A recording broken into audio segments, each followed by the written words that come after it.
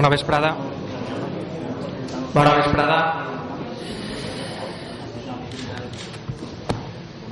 Veïns i veïnes de Xàtiva, vicerector de la Universitat de València, alcalde de la ciutat, presidenta d'ICOMOS, molt bona vesprada. Gràcies per acompanyar-nos en aquest dia en el que comença el procés, diríem, de participació i de transformació del nostre conjunt històric.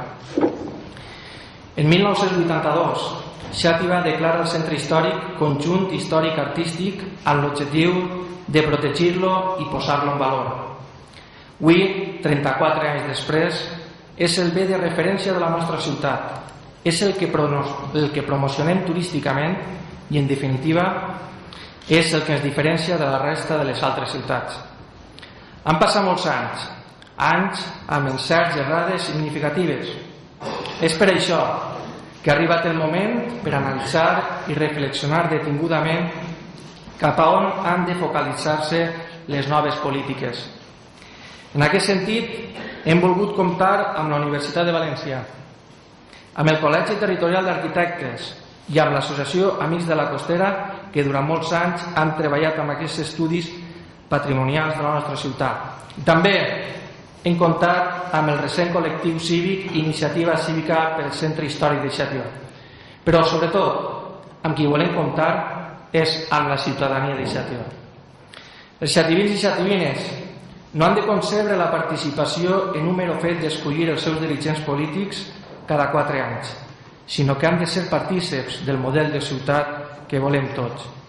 Per tant, aquest és l'inici d'un procés que seguirà i que d'aquest Ajuntament es comprometrà a seguir fent-ho. Per no fer-me molt extens, conclouré convidant-vos a que ens acompanyeu al llarg del dia de demà a debatre i a plantejar els nous reptes del conjunt històric de Xàtiva. És per això que en aquests moments aneu a comptar amb la presència, com vos he dit anteriorment, de Jorge Hermosilla, que és el vicerector de Participació i Projecció Territorial de la Universitat de València, és catedràtic en Geografia a la Facultat de Geografia i Història i és llicenciat i doctorat en Geografia de la Universitat de València. Després intervindrà l'alcalde de la ciutat de Xàtiva, en Roger Cerdà i Boluda.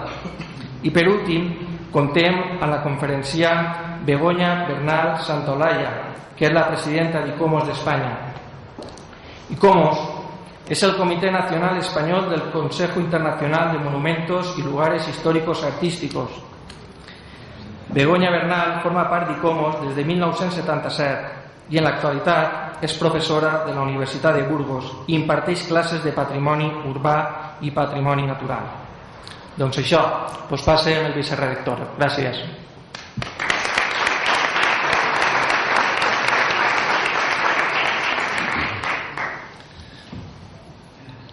Señor alcalde de Xàtiva, señor concejal de Patrimonio Histórico y Artístico y de Cultura, señora presidenta de ICOMOS España, regidors de Xàtiva, veïns y veïnes.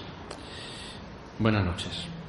Quisiera, en primer lugar, disculpar al rector de la Universidad de Valencia, al profesor Esteban Morcillo, que no ha podido estar presente en este acto por problemas de agenda.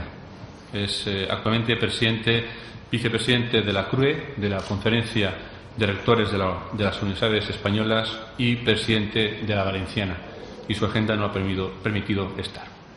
Y es por ello que, en este caso, un vicerrector del de Proyección Territorial tiene la oportunidad de representarlo en esta jornada, y, ¿por qué no?, un honor estar entre ustedes, en Xàtiva de nuevo. Manifestamos nuestro agradecimiento a los organizadores, al Ayuntamiento, a su alcalde, a Roger Cerdà, a su concejal, Jordi Estellés, concejal de Cultura, Patrimonio Histórico y Artístico, por la invitación formulada a la Universidad de Valencia, a su rector, para asistir al acto de inauguración de estas jornadas. Queremos manifestar, en primer lugar, del mismo modo, el reconocimiento de la Universidad de Valencia a esta iniciativa del Ayuntamiento de Xàtiva, pues atiende a una oportunidad y responde a una necesidad. La necesidad del debate, la necesidad de la participación sobre el valor de la gestión del conjunto histórico y artístico de la capital xetavense.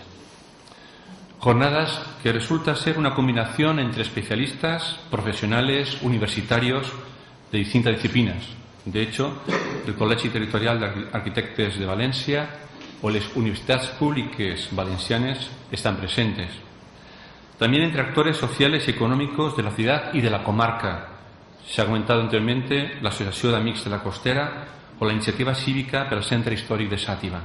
Y, por supuesto, y especialmente, entre los ciudadanos en general. Si hablamos de patrimonio cultural, de gestión del mismo, estamos obligados a abordar áreas, a abordar campos de trabajo, diversos a la vez que complementarios, tan importantes como por una parte el estudio, el análisis, la identificación del objeto de estudio, en este caso la xàtiva histórica, su conjunto urbano histórico, como bien apuntaba el señor concejal, declarado en 1982. Por otra parte, la divulgación, la transferencia de conocimiento, la concienciación, la revalorización social del patrimonio. En tercer lugar, la rehabilitación, la conservación del patrimonio arquitectónico, el patrimonio inmueble, pero también el patrimonio inmaterial, que hay mucho. Y finalmente, la restitución y la puesta en valor. Hablamos de nuevas funciones. ¿Qué se debería hacer? ¿Cómo utilizar el centro histórico de Xàtiva? ¿Realmente hay alternativas? Ahora bien, el conocimiento de un conjunto urbano histórico requiere de un análisis pluridisciplinar, un análisis planteado desde varias perspectivas. La patrimonial, por supuesto, pero de la misma manera, la histórica, la urbanística, la económica, la social, la política y, desde luego, desde diversas escalas territoriales. Y hablamos de barrio, hablamos de ciudad, hablamos de término municipal, hablemos de comarca. Es decir, nos referimos necesariamente a la perspectiva territorial. Los conjuntos históricos urbanos se encuentran ante diversos retos que requieren respuestas que permitan asentar las bases de las actuales y de las futuras ciudades del siglo XXI. Nos referimos a retos como la configuración de barrios habitables, saludables, apetecibles, atractivos, es decir, barrios para ciudadanos. Conseguir la compatibilidad entre el desarrollo urbanístico, el económico y el respeto a los valores patrimoniales de estos conjuntos urbanísticos. Qué difícil es. Y si hablamos de respeto, necesariamente tenemos que insistir en la protección de los núcleos históricos. ¿Y qué protegemos de esos núcleos históricos? Nos referimos a retos como qué funciones urbanas deben promocionarse, deben ser apoyadas. La residencial, la comercial, la turística relacionada con los recursos culturales, la restauración, o funciones relacionadas con espacios públicos de ocio y de esparcimiento, tan importantes. En principio, todas ellas son posibles. Nos referimos a retos como acertar en el modelo de desarrollo urbano, y hablamos de modelo de desarrollo urbano, no crecimiento urbano, que se debe diseñar, desarrollar y consolidar. Modelo donde no prime la especulación, donde no prime la inmediatez, donde no prime lo banal, lo trivial y sí, por supuesto, los intereses de los vecinos. Nos referimos a retos como acertar en el modelo de gestión de dicho proceso, en el modelo de gestión de dicho proceso. Y en ese sentido no hay fórmulas que garanticen el éxito, pero sí al menos requisitos, condiciones de partida, como es la participación. Facilitar las vías para que los ciudadanos sean conocedores del qué se puede hacer y sean partícipes de la toma de decisiones. Participación. Y, por supuesto, contar con equipos técnicos pluridisciplinares y de contrastada calidad. Con todo, Xàtiva, mediante esta iniciativa de la Corporación Municipal, adquiere de nuevo ese rol reservado a las ciudades de referencia, que son pocas. Xàtiva ha sido tradicionalmente un centro urbano comercial con un área de influencia supracomarcal, por supuesto la costera, la Canal de Navarrés, parte del Valle de Ayora, parte de la Val d'Albaida, parte de la Ribera Alta, y sigue creciendo esa capitalidad. Xàtiva, por otra parte, es una pieza clave del conjunto de ciudades de tamaño medio, imprescindibles en el sistema urbano valenciano. Canalizadoras, esas ciudades intermedias, canalizadoras de los procesos de innovación y desarrollo territorial. Xàtiva posee un conjunto histórico-artístico definido por su originalidad, su riqueza y su valor patrimonial. La Seu, la Colegiata, las múltiples iglesias, Sant Feliu, Sant Pere, Sant Francesc, etcétera, etcétera, l'Almodí, el Palau de l'Arcó, su trazado callejero, su paisaje urbano, en definitiva, joyas del patrimonio cultural setabense, pero también valenciano. No nos cabe duda que el plan especial del conjunto histórico-artístico de Xàtiva constituye un acicate, constituye un estímulo para la reactivación de las funciones y roles de esta parte del territorio. Y quisiéramos finalizar nuestras palabras insistiendo en la excelente oportunidad que supone esta modalidad de jornadas para la reflexión, para el conocimiento, para la transferencia de información y, más que nunca, la participación. Participación en mayúsculas, participación sinónimo de colaboración, sinónimo de compromiso, sinónimo de complicidad. Alcalde, enhorabuena por la iniciativa. Deseamos que los objetivos que se han previsto sean alcanzados. Por lo tanto, deseamos el éxito de estas jornadas y del proyecto que estáis liderando. En este proceso, caracterizado por la innovación, por la transferencia de conocimiento, por la reflexión y, por qué no, por la crítica, cuentas con el compromiso de las universidades valencianas y, en particular, la Universitat de Valencia. Universidad 5 veces centenaria, universidad histórica, universidad patrimonio de todos los valencianos, es pública, y universidad comprometida con su entorno. Muchas gracias.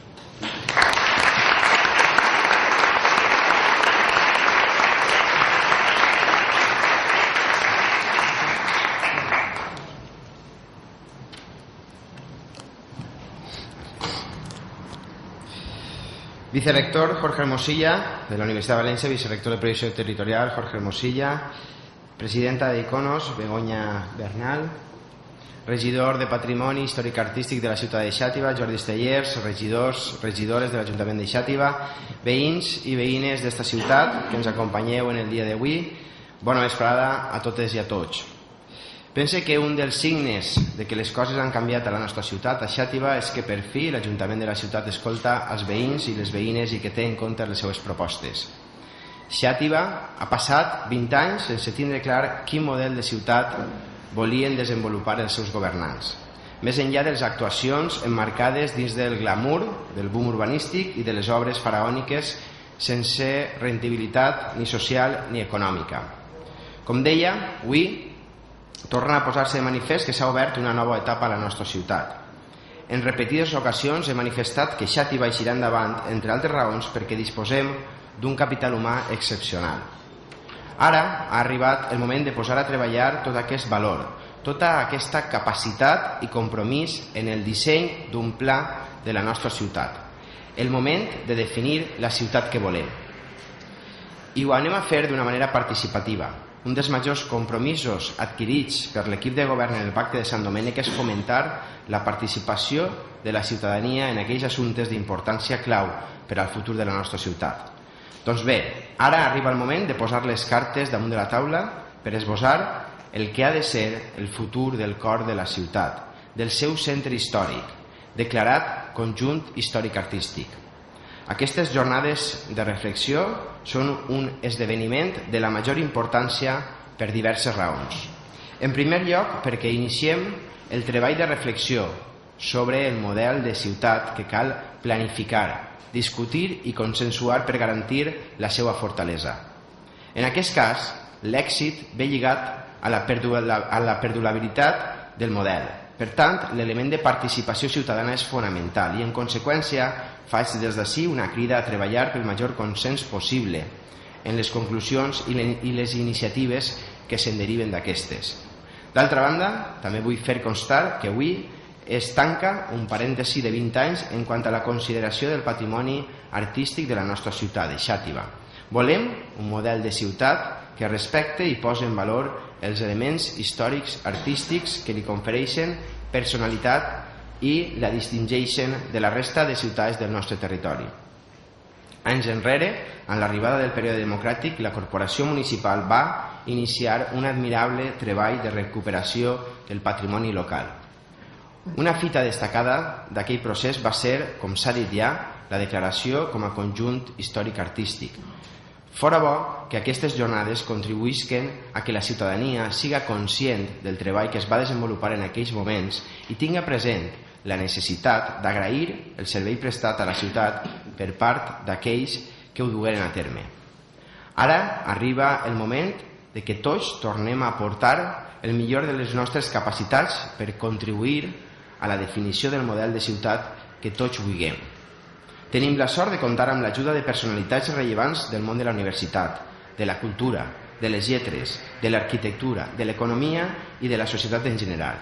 M'alegra comprovar la motivació i les ganes d'aportar idees. I m'alegra poder caminar de la mà de les universitats valencianes. Sempre dic que necessitem l'ajuda de la universitat per poder rellançar aquesta ciutat, perquè no se m'ocorre millor punt de partida per dissenyar un model de ciutat que des del coneixement de la història, de l'economia, de les ciències polítiques i socials o des del pur coneixement científic, aportat amb generositat i comptant amb un nivell ampli de participació ciutadana.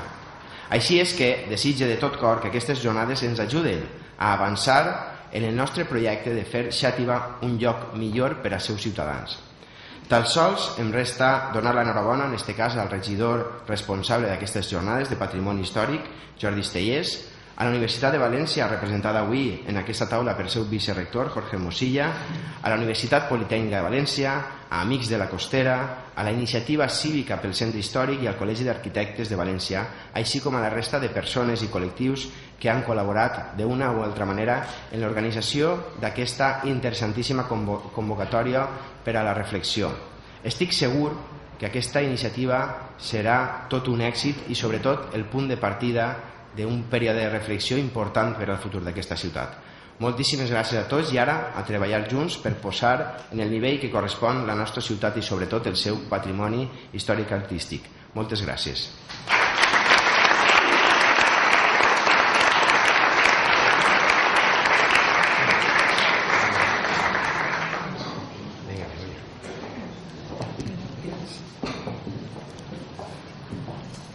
Queridas autoridades, estimados amigos, lo primero que tengo que decir es que me agrada mucho que se haya invitado a la institución que represento, a ICOMOS, que trabajamos por el patrimonio, por la conservación del patrimonio, en unas jornadas en las que se va a pensar en el patrimonio.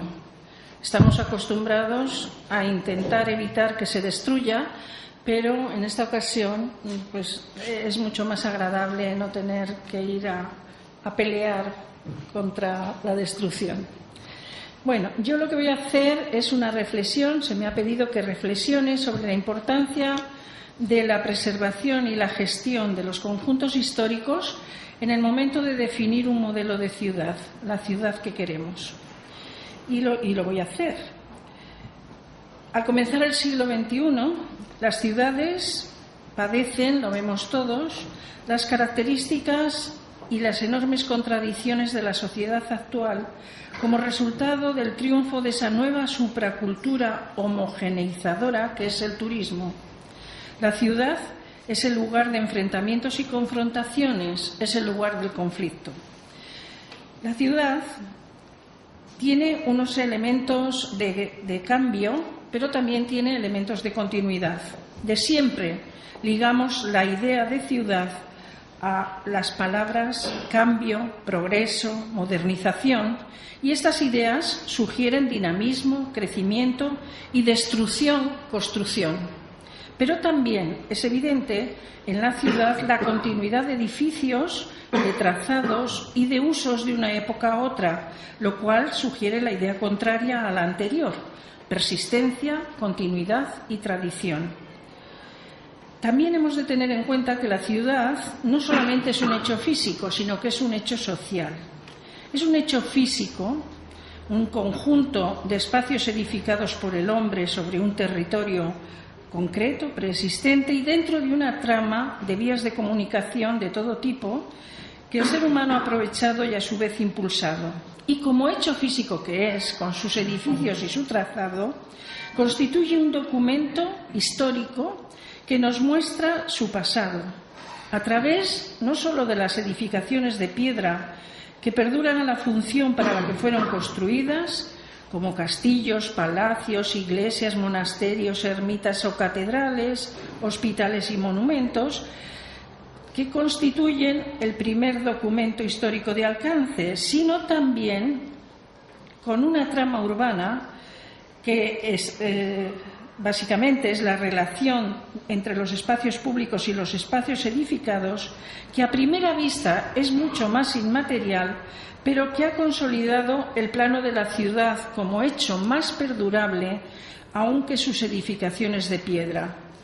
Precisamente es el plano el que constituye un elemento que conserva el diseño y las necesidades de todas las épocas de su evolución. La trama urbana, el trazado de las calles y plazas y su relación con los espacios construidos es el elemento más duradero en una ciudad. Por otro lado, hemos de considerar siempre el uso de ambos, el uso de los espacios públicos y de las edificaciones. Y este es un rasgo morfológico que pone en relación forma y contenido urbanos. Este es el rasgo más dinámico, ya que en la ciudad aparece una superposición de funciones distintas, a menudo contradictorias, sobre unas mismas formas. La utilización, el uso de los sectores urbanos es el elemento más cambiante. Hoy es muy común hablar del reuso de la ciudad. Aunque perduren los edificios, incluso con su antiguo nombre, su función ha cambiado durante los siglos. Por ejemplo, aquí conocemos varios casos. El castillo que domina esta ciudad, construido con una función militar, antes del uso actual, fue prisión de Estado de la Corona de Aragón. Los conventos de San Francisco, de Santo Domingo o de la Trinidad son hoy se usan hoy como sala de conciertos, como centro cultural o como archivo municipal, respectivamente. El almacén de trigo Almudín, que era también la casa de venta y contrataciones, hoy es el Museo de la Ciudad, pero antes fue Museo de Bellas Artes. El Palacio de Alarcón es la sede actual del Palacio de Justicia, etcétera.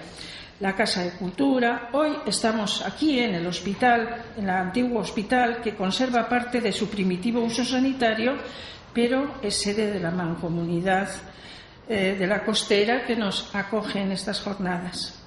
También se conservan los nombres de las calles ligados a su primitivo carácter artesanal o a una especialización determinada que ya ha desaparecido. Calles de Játiva como Botigues, Calderería, la calle de Argentería, la Almazara, calle de las Caldas o de la Beneficencia o la calle de los Carneros indican una especialización igual que los nombres de clérigos, calle de los juglares o de los obispos. Todas estas calles indican una función de una época determinada. Se mantienen los nombres, pero ha desaparecido, ha cambiado la función. Si las administraciones públicas fueran conscientes de la información que da el nombre de las calles, no las cambiarían con tanta facilidad. Decía que la ciudad es un hecho físico, pero también es un hecho social, porque no solamente son edificios y calles, sino que en ella viven personas. Es usada por personas que mantienen una relación muy distinta con el espacio urbano físico. Unos son residentes, hay también visitantes, hay turistas. Por eso se entiende con facilidad que cada persona vea de manera distinta la ciudad, según el grado de relación con ella. Puede ser diario, puede ser circunstancial o de ocio, según también la edad y según el nivel sociocultural. Cada grupo social percibe la misma ciudad de manera diferente, es decir, cada persona, cada grupo tiene una imagen de la ciudad que es absolutamente subjetiva. En definitiva, podemos distinguir la ciudad como espacio físico que constituye una realidad objetiva Se puede medir, se puede fotografiar, cartografiar, pero al mismo tiempo, al ser espacio social, es una imagen subjetiva diferente para cada persona que tiene su propia imagen de la misma. Esta segunda es importantísima, porque está muy ligada al espacio público y por eso hay que tenerla en cuenta. Hablamos de ese espacio público que nos otorga la imagen de la ciudad. En un análisis patrimonial como el que estamos exponiendo, el espacio público es tan importante o más que las edificaciones monumentales. Hoy nadie duda que los monumentos tienen su importancia. Sin embargo, lo del espacio público normalmente resulta peor tratado. Por definición, todos sabemos que se trata de un suelo no edificable de titularidad y dominio públicos. Es el suelo que forma parte de la estructura que sustenta la permanencia de la ciudad como espacio social. Su característica esencial es que configura una red continua que se extiende a toda el área urbana y cumple con muchísimos papeles. Por un lado, establece las relaciones de conectividad entre la ciudad y su entorno territorial. También es una red que permite la comunicación intraurbana y, por tanto, es el soporte de la movilidad urbana interna. El espacio público posee y tiene la cualidad de proveer de acceso y fachada independiente a cada parcela, al tiempo que facilita el tendido de las redes de servicios urbanos como agua, electricidad, gas, telefonía, internet, etc. Gracias al espacio público, la ciudad adquiere una forma determinada y, lo más importante, desde el espacio público se ve el espacio edificado y se percibe, se ve la articulación del tejido, se ve, en definitiva, el paisaje urbano. Es decir, el espacio público permite observar y disfrutar el patrimonio. El espacio público es el espacio usado para la recreación y el ocio. Es el espacio de la representación y de la identificación social.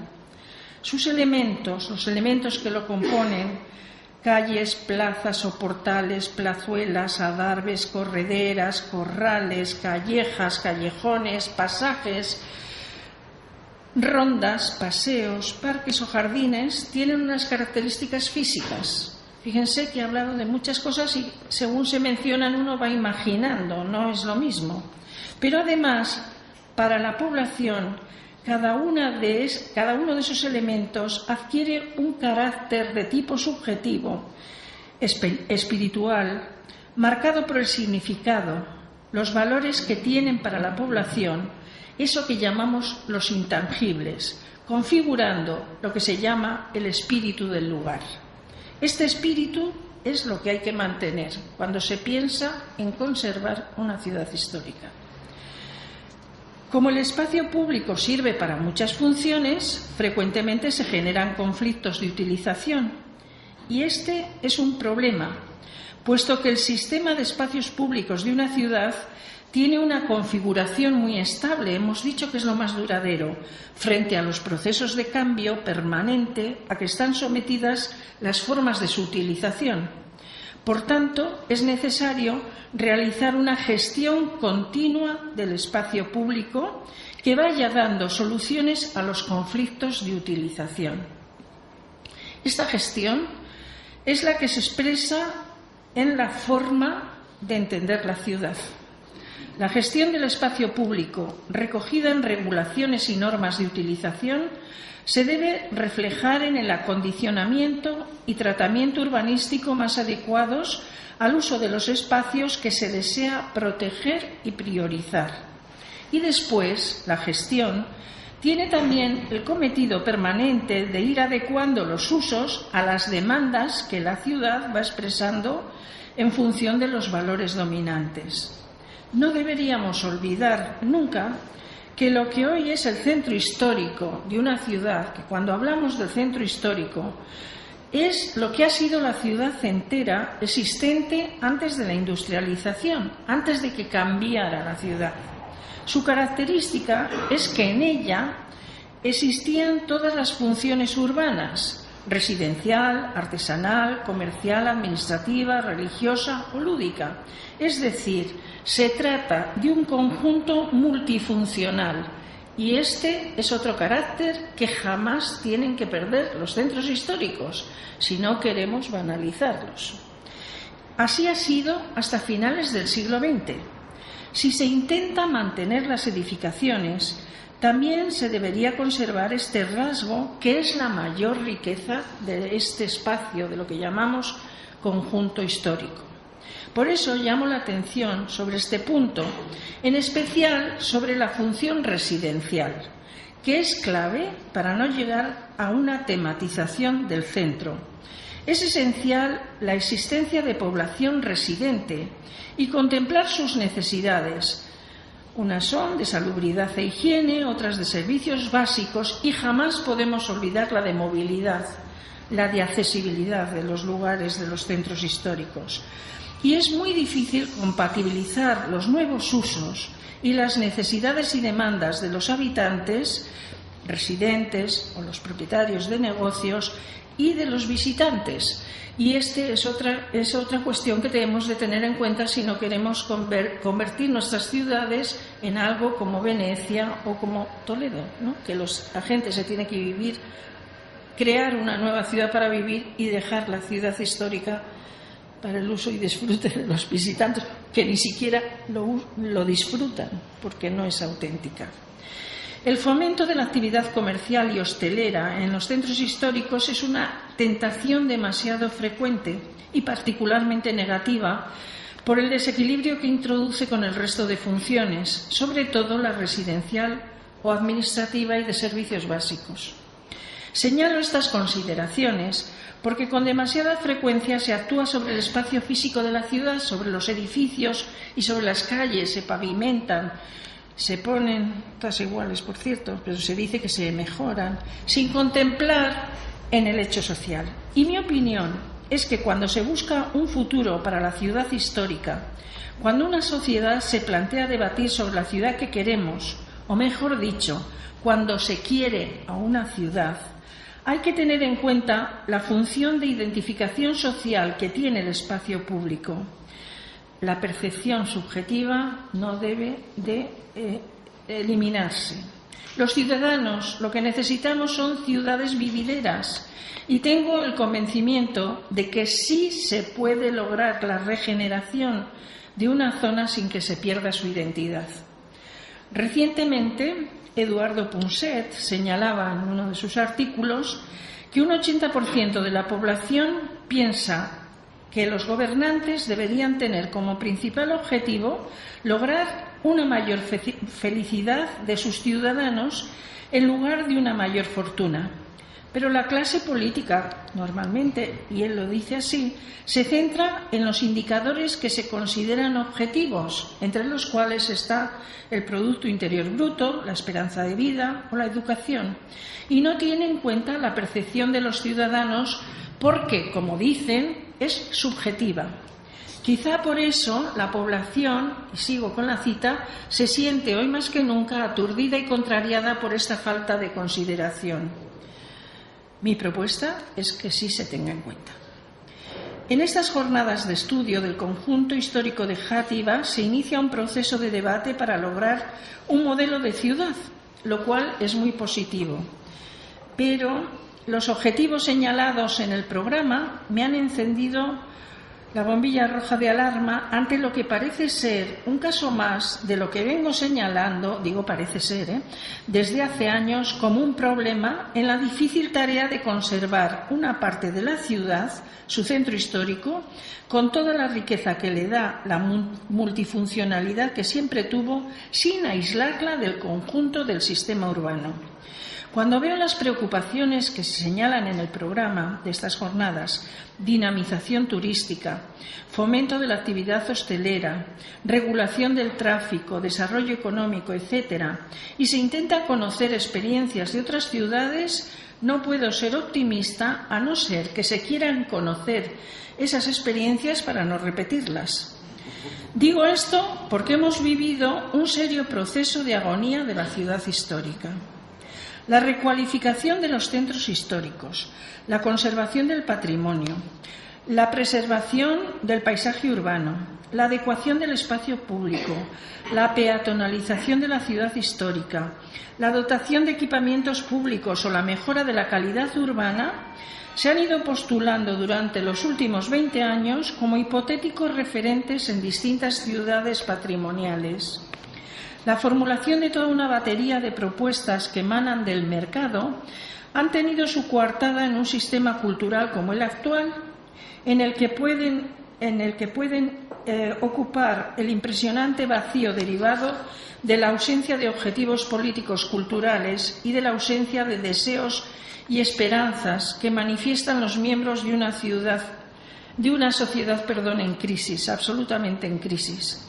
La banalización del patrimonio histórico y de la ciudad, la pretensión tramposa de preservar el patrimonio del futuro a través de geniales, a la vez que inútiles, obras de arquitectura contemporánea, a las que en un impulso ilusorio denominan las nuevas catedrales del siglo XXI, la trivialización del arte, la fascinación pública por el espectáculo, por las formas, la consolidación de la cultura de consumo como cultura total, el ansia de lograr una felicidad basada en la aventura disimulada y el simulacro, o la puesta en valor del patrimonio, que me horroriza esa frase, llegando a su demolición si fuera necesario, son estrategias que pueden considerarse características de un momento como el actual, regido, según el filósofo Lipovetsky, como el vacío absoluto, un vacío que no comporta, sin embargo, ni tragedia ni apocalipsis.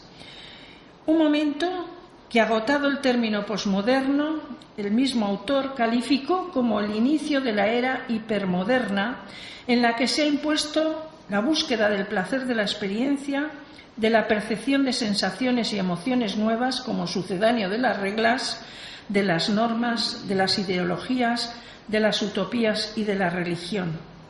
La puesta en valor del patrimonio se ha convertido en los últimos años en elemento de distracción para olvidar los objetivos con la naturaleza, la cultura y la ciudad como lugar de la vida contemporánea, porque no podemos olvidar que la ciudad histórica sigue siendo la ciudad, que es la ciudad actual, con más historia.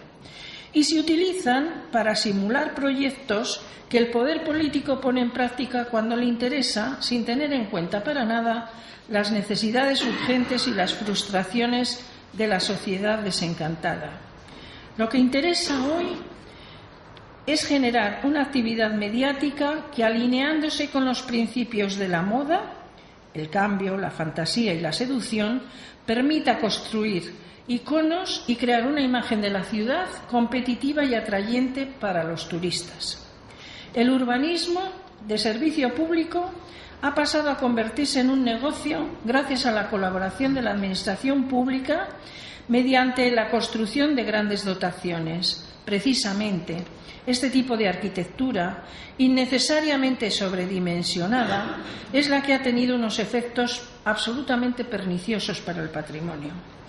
En esta sociedad hipertrofiada, regida por el vacío absoluto, con el consiguiente sentimiento de desolación y amargura que irradia, se ha puesto en evidencia un problema serio del funcionamiento de la democracia, en la fase que se acepta como natural el desprecio de las normas sociales y su degradación, con el consiguiente triunfo del dejar hacer y la especulación. Estoy recordando lo que ha pasado, la situación a la que hemos llegado.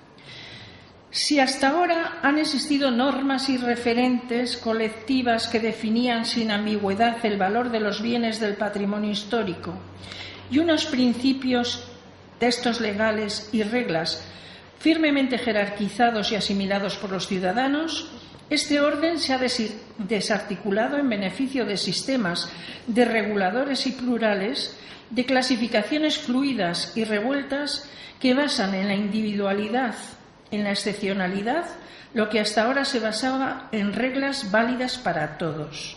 es lo que Bauman ha caracterizado como un tiempo líquido, flexible, voluble, sin marco de referencia estable, en el que la sociedad, sometida a la incertidumbre, es capaz de cambiar sus valores y sus modelos de vida y aceptar con naturalidad el incumplimiento de las normas y el cambio de las reglas por parte del poder. La pérdida de memoria, la ausencia de recuerdo, la ausencia de conocimiento propia de la enfermedad de Alzheimer simboliza la sociedad de este tiempo, en el que falla la norma y se pierde el sentimiento de identidad o pertenencia, por lo que más fácil se puede imponer el poder del capital y del mercado, y el gusto por la lógica elitista de los vendedores de humo. ¿Qué les voy a contar a los valencianos después de tener esa ciudad que tienen nueva, hecha por Calatrava? En esta situación, sin elementos de referencia, la población no sabe a qué atenerse y queda bajo el dominio del todo vale, en el que los ciudadanos observan fascinados el espectáculo en que se ha convertido la construcción de la ciudad y asisten al éxito que alcanzan las obras de los arquitectos estrella en la sociedad de la opulencia. Al mismo tiempo, la decepción, el desconcierto y frustración marcan a una sociedad desencantada y alarmada que necesita puntos de apoyo y referencias reconocidas, cuya imagen se asocie con lo natural y con lo auténtico. La paradoja es que cada vez surgen más críticas ciudadanas ante lo que Jaya y Díaz denomina esta feria de vanidades que ha devenido la acción urbanística, en la que vemos la construcción de infraestructuras que han conseguido hacer de España una nación rotonda, aeropuertos fantasmas y edificios icónicos caracterizados por el gigantismo, la desmesura y el derroche, además de por su inutilidad. Como ven, no soy nada optimista ante el cambio de uso y la crisis provocada de los centros históricos. Me gustaría equivocarme, ojalá no sigamos por ese camino. Mi formación geográfica me ha llevado a realizar unas reflexiones sobre las enormes contradicciones a que están sometidas los centros históricos de las ciudades españolas en unos momentos en que el patrimonio y los lugares históricos se ofrecen como fuente de riqueza y como factor de atracción de la actividad turística y económica. La ciudad histórica se considera como producto de consumo y como escenario y escaparate para su explotación. Por eso se han introducido cuestiones como la conservación o la puesta en valor del patrimonio como objetivo fundamental en las estrategias de desarrollo económico, en las que resultan primordiales las intervenciones en el espacio público con el fin de mejorar la imagen para vender ciudad. Esta consideración economicista del patrimonio es clave para comprender los fenómenos de fachadismo arquitectónico, escenificación y banalización del espacio público, abandono de la vitalidad y, en consecuencia, desaparición del patrimonio y de la identidad de los espacios urbanos heredados. La verdad es que nunca se había invertido tanto dinero y esfuerzo en los barrios históricos de las ciudades, pero nunca tampoco ha resultado más inútil desde el punto de vista social y desde el punto de vista funcional. Lo más significativo es que las transformaciones que se han efectuado en muchas ciudades españolas afectan al uso de los espacios históricos. La ciudad se ha organizado con una marcada dualidad urbana como consecuencia de una ruptura trágica entre los espacios históricos, que se impone de manera más evidente en el distinto uso que se hace de estos espacios durante el día frente a la noche. Durante el día hay un uso recreativo y turístico y durante la noche son espacios vacíos y únicamente funcionan como espacios de ocio durante los fines de semana.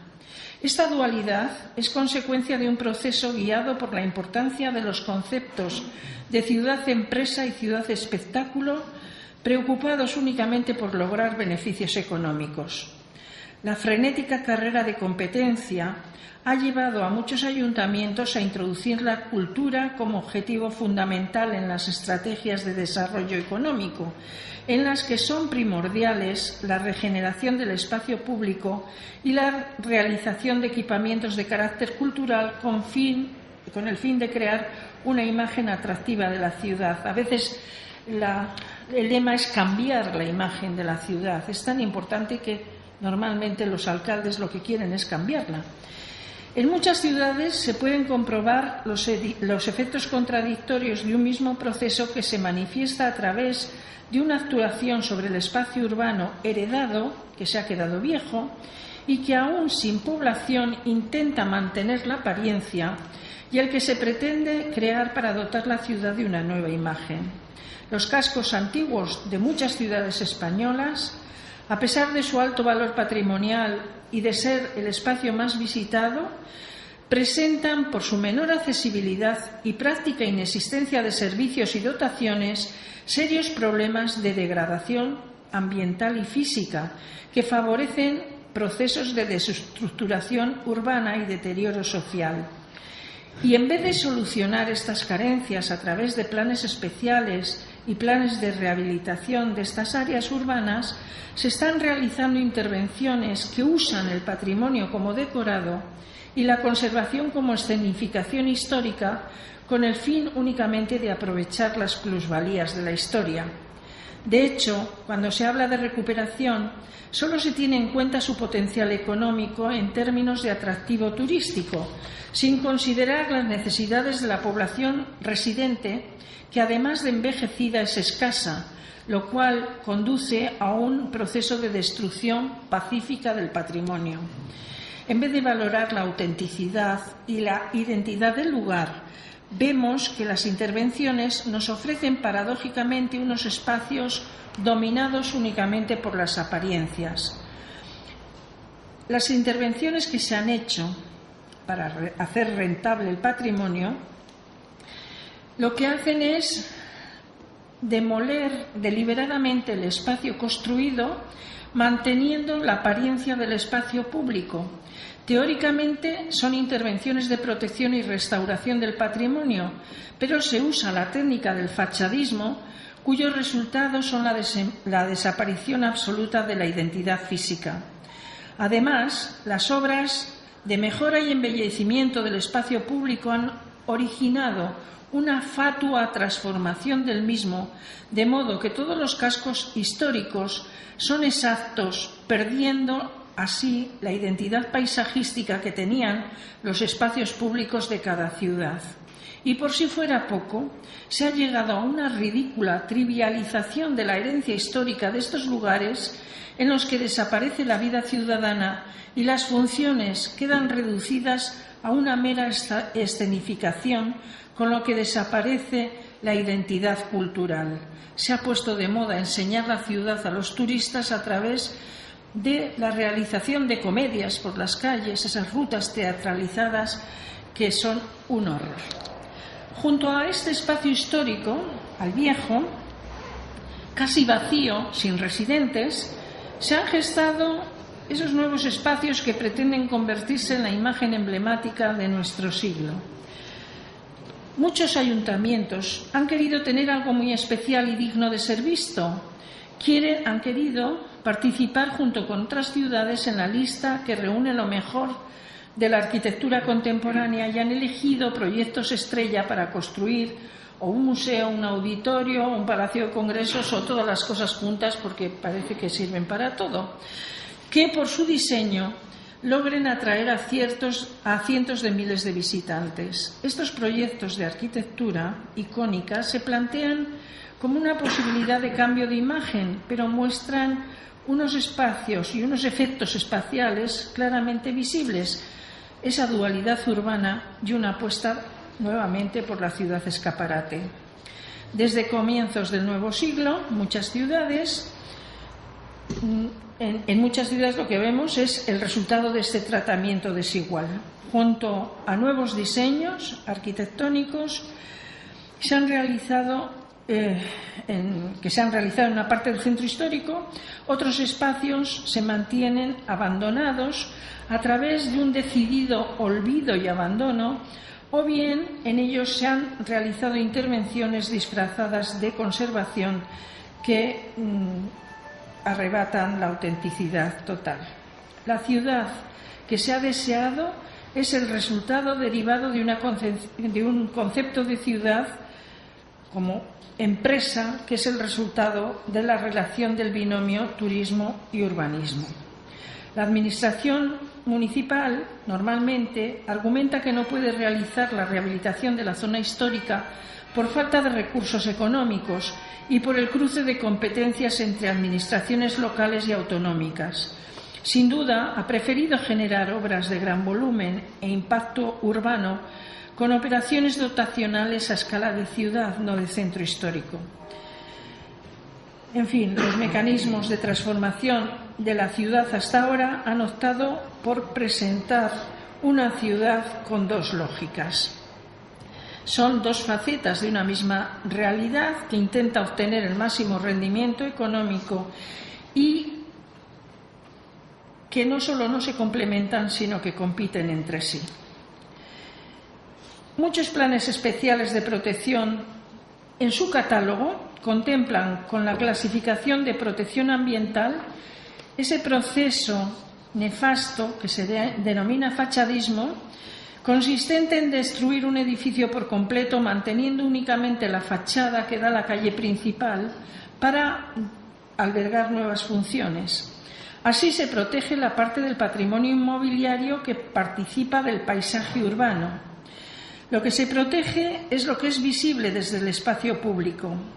Este criterio parte del hecho de que el centro histórico se utiliza durante unas horas por turistas y visitantes, pero no se vive, por lo que cobra especial interés el escenario, en el que el usuario, que no es el vecino, es considerado como un elemento externo, como un visitante dentro de un sistema en el que dominan las formas y el espacio. Esta técnica está produciendo efectos perversos, puesto que a la pérdida del patrimonio edificado hay que añadir la pérdida de coherencia urbana que daba la multiplicidad de funciones y la mezcla social, la transformación de la ciudad en un decorado y la pérdida de la herencia cultural. De ahí que consideramos este método de conservación del patrimonio histórico como un absoluto fracaso. Es un fracaso desde el punto de vista arquitectónico.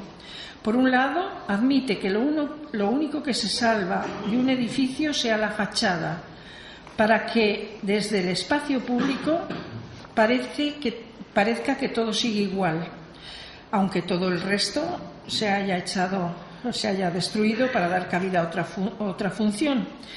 Se produce la paradoja de que lo único que se salva de la arquitectura, que está definida por la correspondencia entre la forma y la función, es lo más ajeno a ella, puesto que solo se protege el espacio público, es decir, lo ajeno a la arquitectura.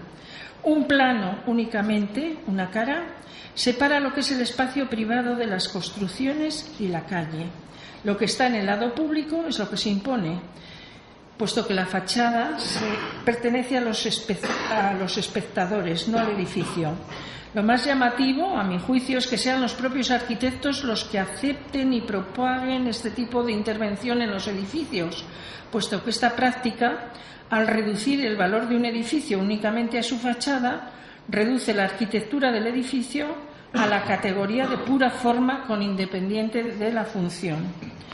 Es un fracaso funcional el fachadismo. En realidad, se genera una nueva relación espacial en la ciudad, ya que se destina una parte de la misma, la zona histórica, a su uso terciario, turístico y recreativo sin residentes. El recurso del fachadismo es una forma de crear espacios públicos y espacios de representación que, con el pretexto del respeto al pasado, de salvaguardar el patrimonio y la imagen urbana, explota una cultura en la que el objetivo es el consumo de las zonas históricas después de un proceso provocado de expulsión de su población. Y para la expulsión de la población también hay métodos a los que luego me voy a referir. El elemento perdedor de este proceso, sin embargo, aunque se haga para salvaguardar el espacio público, es el propio espacio público, puesto que se vacía de significación por pérdida de relación entre el espacio construido y el espacio libre y por pérdida de multifuncionalidad. Rompe toda la posibilidad de comprender la ciudad porque se rompe la relación del edificio con su función, del espacio público con el espacio edificado. Los edificios ya no tienen relación con la parcela, normalmente se unen distintas parcelas, se pierde la coherencia espacial y la jerarquía existente. Cambia también el uso de ambos, del edificio y del espacio público. Y lo más grave de todo es que al cambiar el uso cambian los usuarios. Se altera, en fin, y se modifica absolutamente el medio ambiente cultural, aunque sea un método de protección ambiental. Es absolutamente desechable. La demolición de los inmuebles, manteniendo la imagen reconfortante de la fachada del pasado, es una peculiar e hipócrita tentativa de preservar el patrimonio histórico que cada vez se ha extendido más en España, precisamente cuando ya la UNESCO lo ha eliminado como procedimiento de salvaguarda del patrimonio. Bueno, son las cosas así. Esta práctica ha gozado de mucha aceptación sin tener en cuenta que la memoria histórica de la ciudad tiene como base la relación de los ciudadanos con sus edificios y sus funciones. Esto es lo que crea la identidad. Si cambian los edificios y las funciones y cambian las personas que los ocupan, es imposible mantener la identidad. Por el contrario, como consecuencia de las nuevas funciones, de los nuevos contenidos económicos y sociales y de las nuevas formas, surge un cambio en el simbolismo y en la significación del centro histórico, es decir, de la interpretación de los habitantes y usuarios de la ciudad.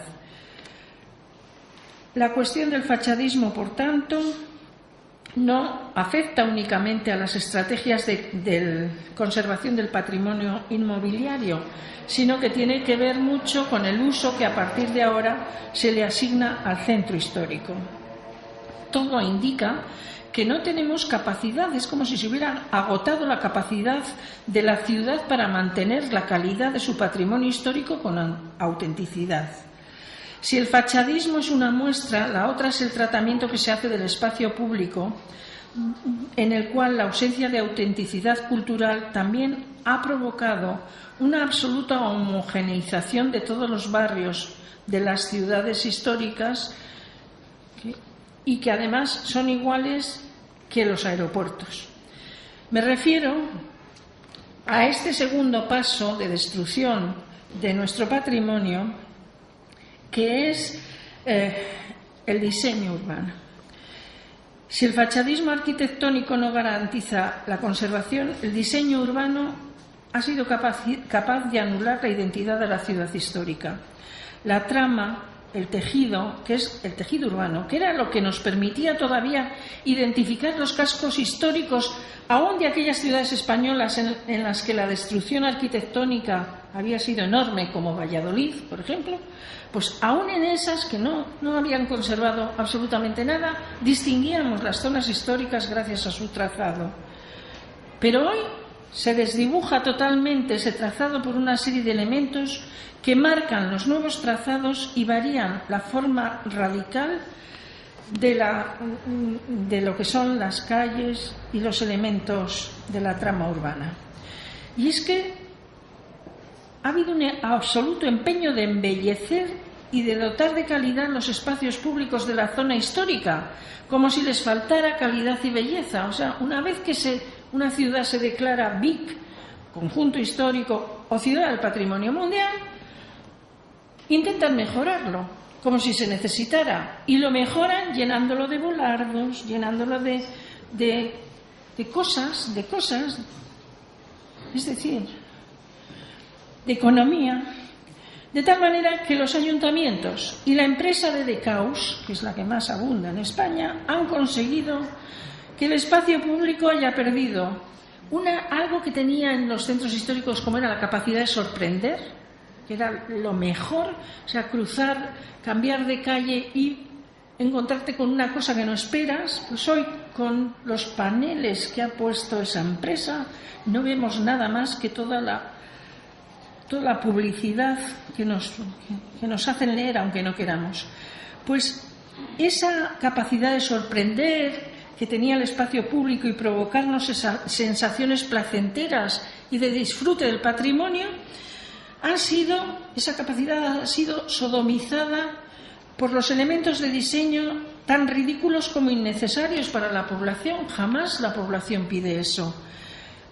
Esos elementos agreden el espacio hasta aniquilarlo como elemento patrimonial identificador y diferenciador de la ciudad histórica.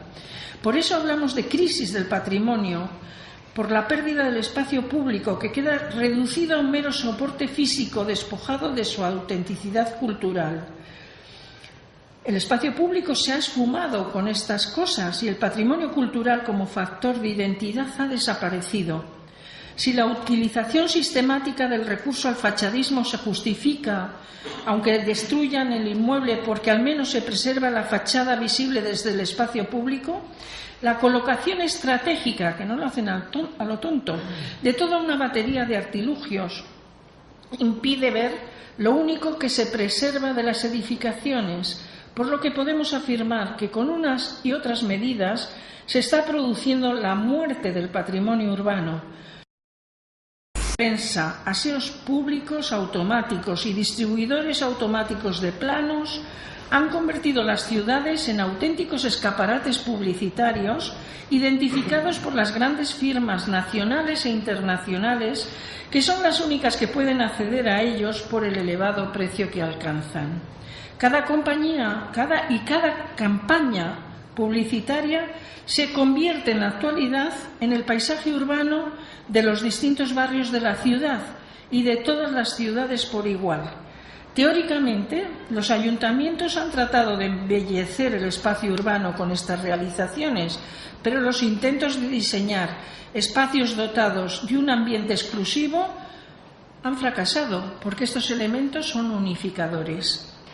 A los ya señalados hay que añadir la gama del hierro, formada por volardos, chinchetones, horquillas, macetones, parterres de flores y farolas fernandinas, que impiden las emociones y que no tienen ninguna significación subjetiva que permita la percepción y la identificación con el espacio. El mobiliario urbano, en fin, ha roto la diversidad regional, con lo que se podría afirmar que caminamos hacia un paisaje único.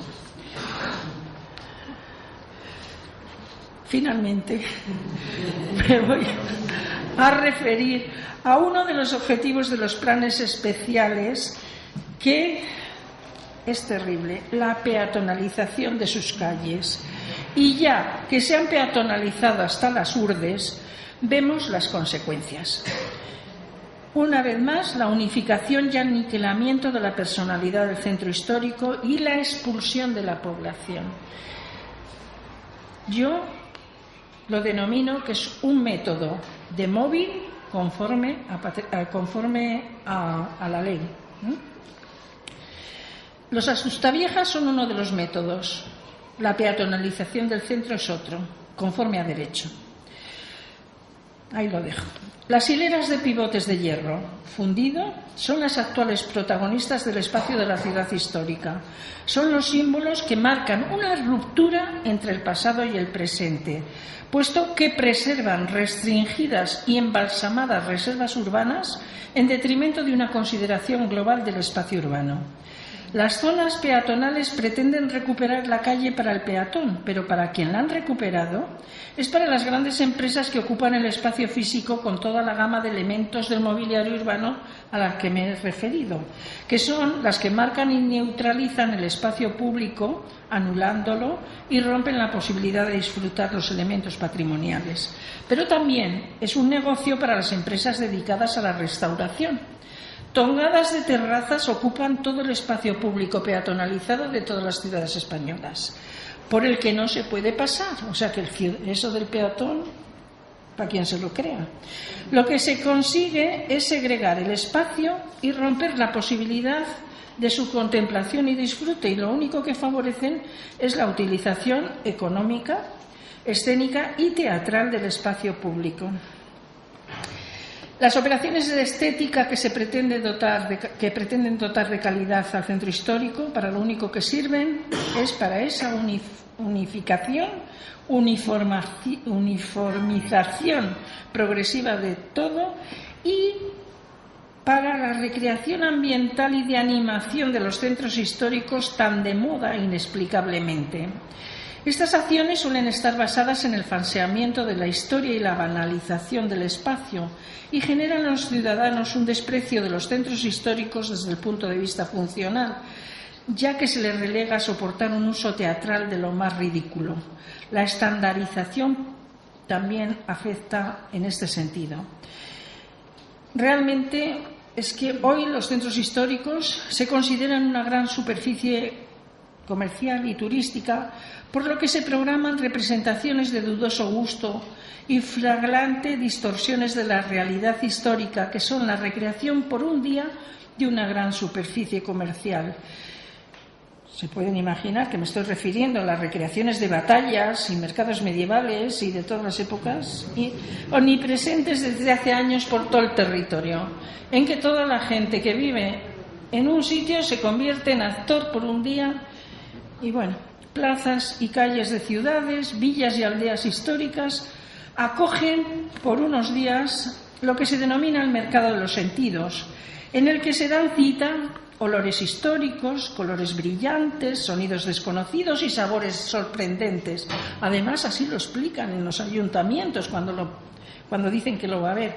En estas singulares celebraciones no faltan actuaciones típicas de la época, desde un entierro conducido entre plañideras y traviesillos hasta un teatrillo de cómicos que, además de acrobacias y malabares, escenifican autos de fe, donde hay condenas de herejes, representaciones de venta de esclavos y quema de brujas, esponsales de fuego, alquelares, romances y escarnios públicos.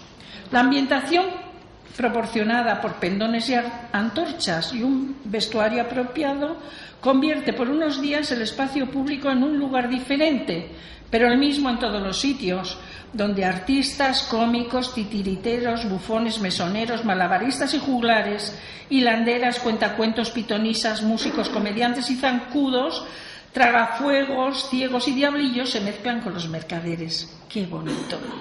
El significado de este caótico y repetitivo espectáculo lo comprendí en la representación de una fiesta más, celebrada en la ciudad ducal de Lerma. Ya han oído que soy de Burgos. La primera vez fue en el año 2000, pero ahora se repite cada año, y durante 2 días de agosto Lerma organiza lo que llaman la fiesta barroca, para rememorar las grandiosas fiestas barrocas que su duque celebraba en el siglo XVII para impresionar a los extranjeros que pasaban por allí, en unos momentos en que la monarquía española se empeñaba en imponerse a Europa, aparentando una inexistente superioridad económica. El duque de Lerma intentaba mostrar un falso esplendor para ocultar la decadencia. Yo creo que de cómo ocultar la decadencia de los centros históricos puede valer como lema para justificar estas celebraciones, estas recreaciones presuntamente respetuosas con el pasado patrimonial, que se utilizan como un encantamiento para enmascarar la destrucción de ese pasado histórico, para ocultar la decadencia de nuestros centros históricos. Hasta a través de este relato, y acabo, de este delirio general que se ha alojado entre la población, todo el mundo se vuelve actor en la ciudad espectáculo, da la impresión de que no existe capacidad por parte de las instituciones públicas para mantener la autenticidad del patrimonio urbano y la vida en la ciudad histórica. Posiblemente, a la vista de que los espacios históricos no tienen futuro, se ha decidido usarlos para recrear el pasado y hacer más divertido el presente. Tal vez el triunfo de la cultura de la imagen y la diversión haya inoculado el virus del gusto por la representación, que hace necesaria la existencia de una escena física y un fondo adecuado para realizar el juego. También es posible que las estrategias de animación y utilización de la fiesta como terapia colectiva sea fruto de una industria controlada por firmas especializadas que, junto con los gestores públicos, se empeñan en hacer de la ciudad un objeto de consumo cultural para lo cual todo vale, con tal de difundir una imagen atractiva para el exterior y para el interior, con mensajes que movilicen a los ciudadanos para convertirles en ocasiones en turistas en su propia ciudad. Pero nos parece que la trivialización del pasado y del espacio público es un peligro porque refleja la superficialidad y banalidad con que se organiza la ciudad contemporánea y pone de manifiesto la incapacidad de solucionar los problemas de la ciudad histórica, que nunca son de carácter estético. No son cuestiones físicas, sino funcionales y sociales. Por todo ello, nos atrevemos a afirmar que el desarrollo del marketing y del espectáculo está conduciendo los espacios históricos hacia una vida simulada en clave de experiencia, donde la correlación cultura-comercio ocupa un lugar importantísimo y llega a considerar el espacio urbano únicamente como un espacio turístico.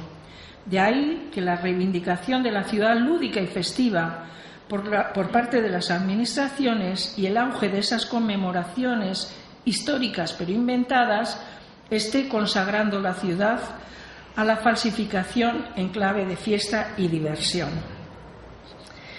Como ven, he señalado líneas rojas, sobre todo líneas rojas.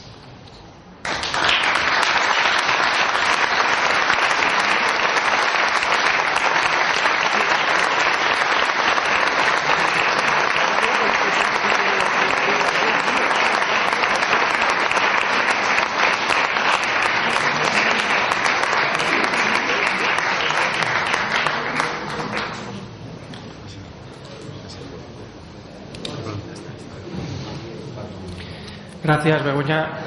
Menos mal que no te ha dado tiempo por pasear por el casco antiguo, porque si no, en un momento he llegado a pensar que vivías por aquí. Doncs gràcies a tots, gràcies vicerector, gràcies alcalde, gràcies Begoña. Convidar-vos a demà. Demà seran jornades participatives en les que vosaltres, els ciutadans de Xàtiva, aneu a tindre l'oportunitat d'aportar quina ciutat volem. Moltes gràcies.